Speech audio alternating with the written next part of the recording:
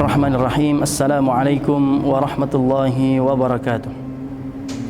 Alhamdulillahi rabbil alamin wa afdalus salati wa atammut taslim ala al-mab'uthi rahmatan lil alamin. Allahumma salli wa sallim wa zid wa barik ala nabiyyina Muhammadin wa ala alihi wa sahbihi ajma'in. Kaum muslimin rahimakumullah. Agama Islam disebut dengan dinur rahmah, agama yang dipenuhi dengan kasih sayang. Sehingga pun kita mengenal bahwa Tuhan kita Allah adalah Allah yang maha rahmah. Bahkan Allah mensifati zatnya dengan sebutan sifat Ar-Rahman dan Ar-Rahim. Dua sifat Allah yang paling banyak diulang, yang paling banyak dibaca. Bahkan pertama kali seorang mengenal Allah, siapa itu Allah, maka dia pasti mengenal bahwa Allah adalah Ar-Rahman dan Ar-Rahim. Bismillahirrahmanirrahim. Semua umat Islam menyadari, semua umat Islam mengetahui bahwasannya Tuhan yang kita sembah adalah Tuhan yang maha pengasih lagi maha menyayangi hamba-hambanya. Lalu kemudian kaum muslimin rahimakumullah, rahmat dan kasih sayang Allah ini ditularkan kepada utusannya baginda Nabi Muhammad sallallahu alaihi wasallam, sehingga Nabi Muhammad disebutkan oleh Allah, "Wa ma arsalnaka illa rahmatan lil alamin." Tidaklah engkau diutus wahai Muhammad kecuali sebagai penebar kasih sayang kepada seluruh alam.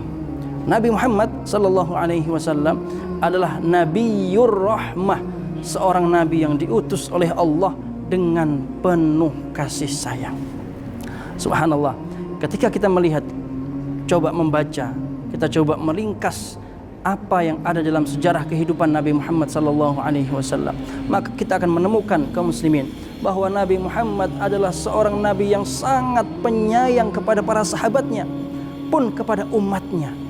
Nabi Muhammad adalah sosok manusia yang menebar kasih sayang kepada siapapun yang berada di dekatnya, kepada apapun yang berada di sekitarnya, baik itu manusia, bahkan tumbuhan, bahkan hewan, semua bisa merasakan dengan nyata kasih sayang Nabi Muhammad sallallahu alaihi wasallam. Suatu hari ketika ada seorang sahabat yang sedang berjamaah bersama Nabi Muhammad sallallahu alaihi wasallam, lalu salah seorang sahabat dalam salat itu bersin. Karena dia tidak tahu sahabat yang lain ada yang menjawab.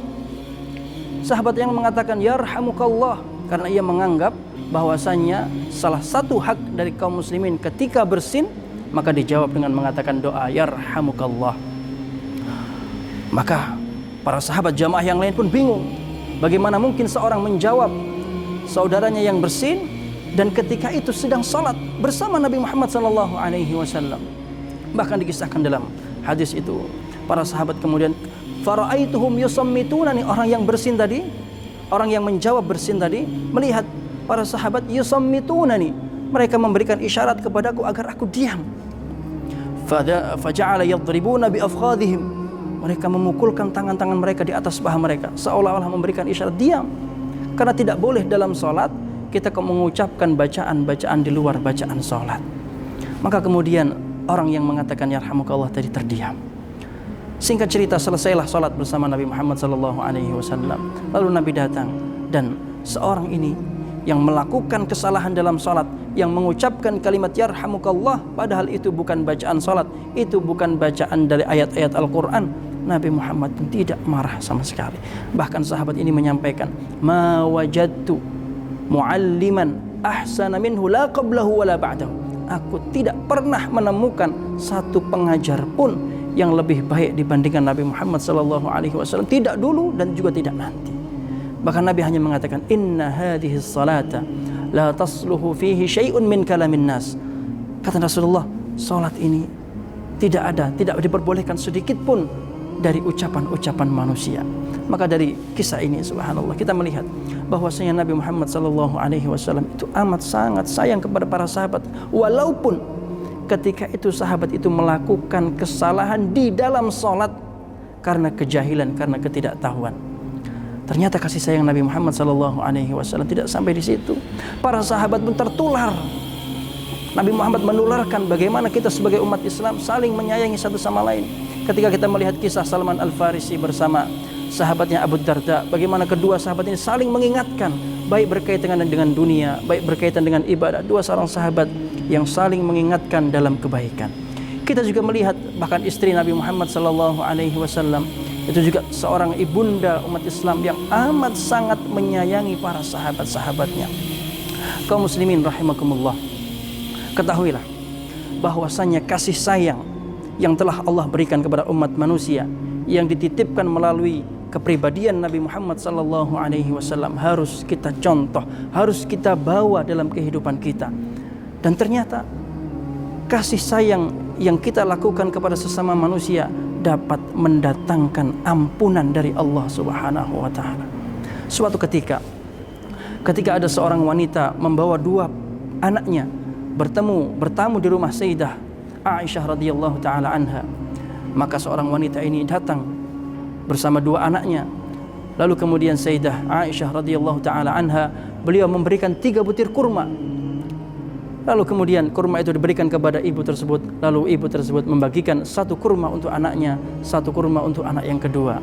Fa'amsakat indaha wahidah. Lalu ibu itu memegang 1 butir kurma yang tersisa. Ketika kedua anaknya sudah makan kurma tersebut, lalu salah seorang dari anak itu melihat kepada ibunya, seolah-olah memberikan isyarat bahwasanya anak ini masih menginginkan kurma yang berada di tangan ibu tersebut. Maka ibu tersebut kemudian memotong kurma tersebut dan membagikan kepada kedua anaknya. Sayyidah Aisyah radhiyallahu taala anha tidak pernah atau belum Allah karuniai seorang anak dari Nabi Muhammad sallallahu alaihi wasallam. Maka Sayyidah Aisyah ketika itu terkejut betul. Bagaimana mungkin kasih sayang seorang ibu kepada anaknya hingga ibu tersebut mengorbankan dirinya, tidak memakan kurma tersebut, memberikan seluruhnya kepada anaknya.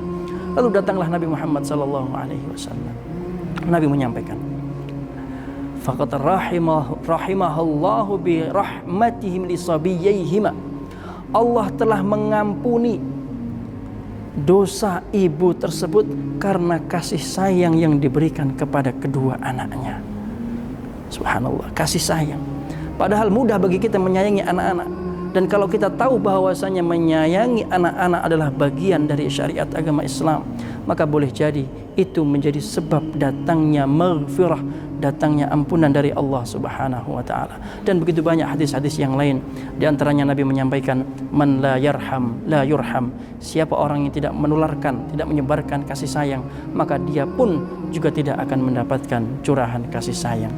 Kaum muslimin rahimakumullah, marilah kita jadikan momen bulan suci Ramadan ini kesempatan, waktu untuk kembali menjalin ukhuwah Islamiyah, merajut kasih sayang kepada sesama umat Islam dan pada seluruh manusia, lebih-lebih kepada keluarga kita dan sanak family yang masih terjalin hubungan silaturahim dengan kita.